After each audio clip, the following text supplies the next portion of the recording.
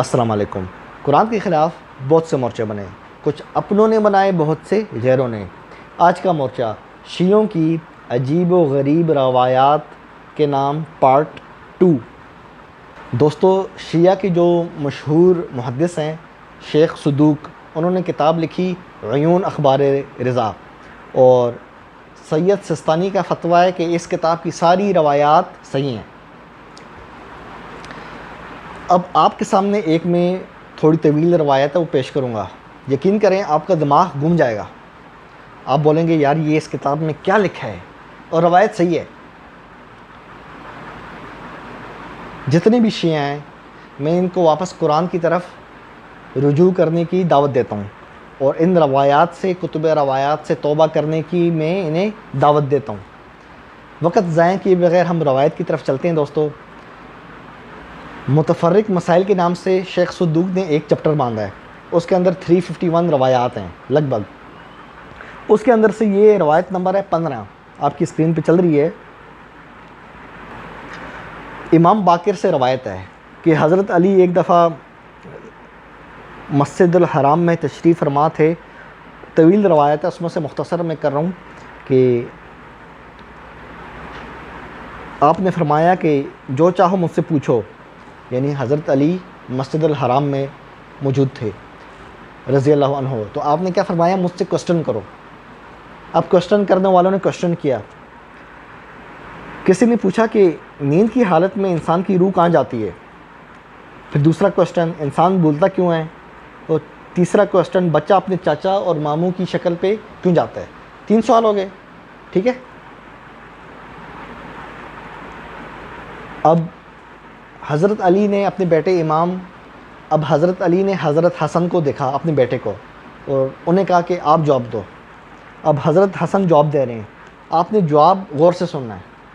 حضرت حسن نے فرمایا، اے سائل، یعنی اے سوال پوچھنے والے، تو نے دریافت کیا کہ نیند کے وقت انسان کی روح کہاں چلی جاتی ہے؟ تو پھر سن، انسان کی روح کا تعلق ریح سے ہے، اور ریح کا تعلق اس وقت تک ہوا سے رہتا ہے جب تک صاحب روح بیدار ہونے کے لیے حرکت کرتا ہے۔ اگر اللہ اس روح کو واپسی کی اجازت دیتا ہے تو روح کو کھینچ لیتی ہے، اور ریح ہوا کو کھینچ لیتی ہے، تب روح جسم میں واپس آ جاتی ہے اور اپنے ساتھی کی جسم میں ٹھہر جاتی ہے۔ اور اللہ اس روح کو واپسی کی اجازت نہ دے تو ہوا ریح کو کھینچ لیتی ہے۔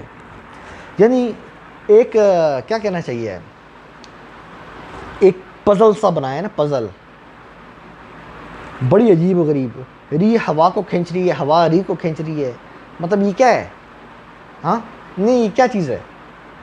اللہ پاک قرآن میں کیا فرما رہا ہے کہ ہم نے فرشتوں کو مقرر کیا ہے، یہ ہوا اور یہ ریح ان کا تو تعلق ہی نہیں ہے، سیدھا فرشتہ آتا اللہ کے حکم سے روح قبض کرتا ہے، لے کے چلا جاتا ہے۔ لیکن ادھر تو کوئی اور ہی کہانی سنائی جا رہی ہے، ریح ہوا کو کھینچتی ہے، ہوا ریح کو کھینچتی ہے۔ اگلا سوال سنیں، اے سائل، تو نے دریافت کیا کہ انسان کو نسیان کیوں ہوتی ہے، یعنی انسان بھولتا کیوں ہے؟ بھولنے کی وجہ آپ سوچئے گا۔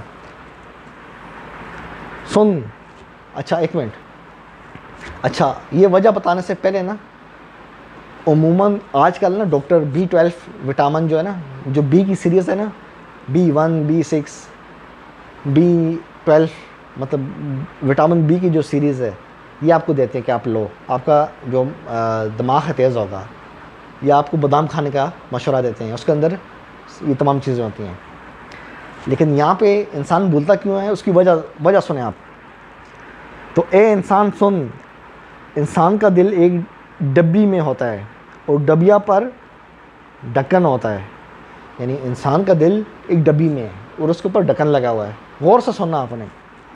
اور جب کوئی شخص محمد اور آل محمد پر درود بھیجتا ہے تو ڈھکنا جدا ہو جاتا ہے، دل روشن ہو جاتا ہے، اور یوں انسان کو بولی ہوئی بات یاد آ جاتی ہے۔ دیکھا، درود پڑھو گے تو ڈھکن ہٹ جائے گا اور دماغ کام کرنے لگ جائے گا۔ یعنی یہ جتنے بھی انگریز ہیں، جتنے بھی ہندو ہیں جو بھول جاتے ہیں، چونکہ درود نہیں پڑھتے نا، لیکن وہ جو انگریز، جو سائنٹسٹ ہیں، جو بہت ہی تیز ہیں، جنہوں نے بڑی بڑی چیزیں بنائی ہیں، جو بہت ذہین ہیں، تو وہ کیا مطلب؟ اس کا مطلب وہ درود پڑھتے ہیں اس لیے ان کا دماغ تیز ہوتا ہے؟ دل کے اوپر جو دل جس ڈبیا میں ہوتا ہے اس کے اوپر سے ڈھکن ہٹ جاتا ہے ہیں؟ مطلب یہ کیا ہے؟ اور آپ کہتے ہیں کہ یہ حضرت علی نے فرمایا. او بھائی کچھ خدا کو مانو. حضرت علی اس طرح کی باتیں کریں گے؟ شیعوں کی روایت تو سنیوں سے بھی 6 ہاتھ آگے ہے.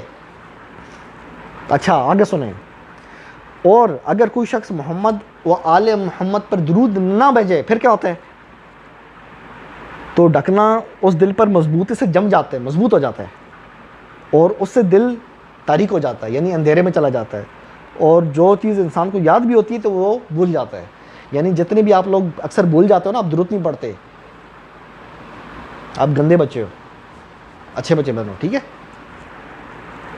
تیسرا سوال کہ بچہ چچا یا ماموں پہ اس کی شکل کیوں جاتی ہے؟ سننا، جتنے بھی ڈاکٹرز ہیں، حکیم ہیں، خصوصاً جو گائناکولوجسٹ ہیں، ضرور سنیے گا. تیرے اس سوال کا جواب یہ ہے، جب کوئی شخص اپنی زوجہ سے مطمئن دل اور پرسکون رگوں اور غیر مضطرب دل کے ساتھ مجامعت کرتا ہے، یعنی کوئی شخص ریلیکس ہو کے نا، اس کا دل بھی ریلیکس ہے، دماغ بھی ریلیکس ہے، اس کے تمام اعضاء جو ہے نا وہ ریلیکس ہیں، مطلب وہ اپنے آپ کو اچھا فیل کر رہا ہے، تب کوئی اپنی بیوی کے پاس جاتا ہے نا تو کیا ہوتا ہے؟ تو نطفہ بیوی کے رحم میں ٹھہرتا ہے تو پیدا ہونے والا بچہ اپنے والد اور والدہ کا ہم شکل ہوتا ہے. یعنی جو بچے اپنے والدین کی اس پہ جاتے ہیں نا شکل پہ، تو وہ یہ وجہ ہے کہ والد صاحب کا جو دماغ دل ریلیکس ہوتا ہے. تو اس کا الٹا کیا ہوا؟ جن کے دل میں سکون نہیں ہوتا، جن کے دماغ میں سکون نہیں ہوتا، ہاں، جن کی رگوں میں اضطراب پایا جاتا ہے، یعنی جو بے چین ہوتے ہیں. تو کوئی شخص بے چینی کی حالت میں اپنی بیوی کے پاس جاتا ہے نا، جانے سے مراد سمجھ رہے ہیں نا آپ؟ کوئی شخص بے چینی کی حالت میں اپنی بیوی کے پاس جاتا ہے تو ایسے میں جو بچہ پیدا ہوتا ہے وہ چچا یا ماموں پہ جاتا ہے. یہ انگریز پاگل ہیں، ایویں اتنی زیادہ وہ اسپرم پہ جو مرد کا جو جراثیم ہوتا ہے منی کے اندر، اس پہ ایویں تحقیقات کر رہے ہیں، ریسرچ کر رہے ہیں. پاگل ہیں انگریز. سیدھی بھائی روایت پڑھو، ریلیکس رہو، اور اپنی بیوی کے پاس جاؤ، بچہ آپ کی شکل پہ جائے گا. اگر ریلیکس نہیں ہوگے تو چاچا یا ماموں پہ چلا جائے گا. دیکھو کتنی بڑی سائنس بتا دی ہے بیٹھے بیٹھے. بتائیں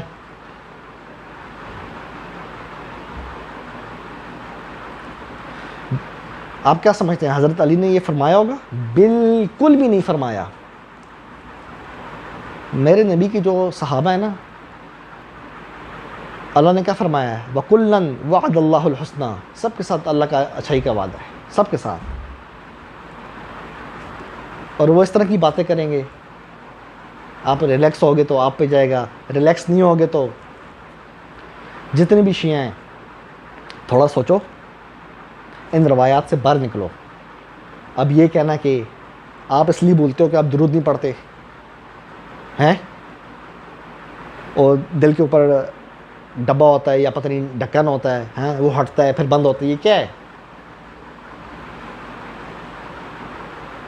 آپ درود پڑھو گے تو وہ ڈھکن جو ہے ہٹ جائے گا، درود نہیں پڑھو گے تو اندھیرا ہو جائے گا، دماغ کام کرنا چھوڑ دے گا.